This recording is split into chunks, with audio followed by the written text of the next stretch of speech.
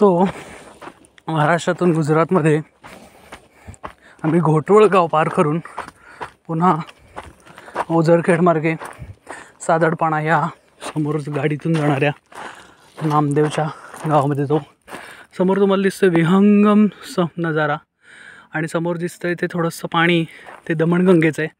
त्याच्यावर एक दुधनी नावाचं सुंदर असं डॅम बांधलं आहे. ओ, तुम्हाला दमणगंगा पाहिजे का? तर ही पहा दमणगंगा.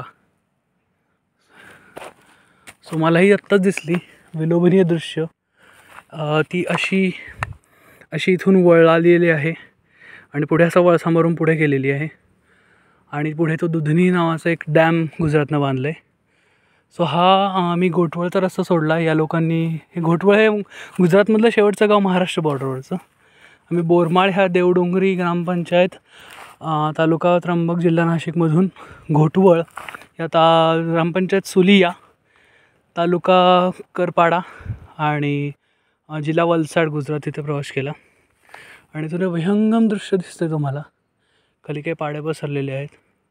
ही दमणगंगा नदी जशी कृष्णा महाराष्ट्र कर्नाटकची बॉर्डर म्हणून काम करतो तशी काम करते. सो तो वॉट करतोय. चला जाऊयात परत. मी लवकर जातो नाहीतर उशीर होईल मला. बाय.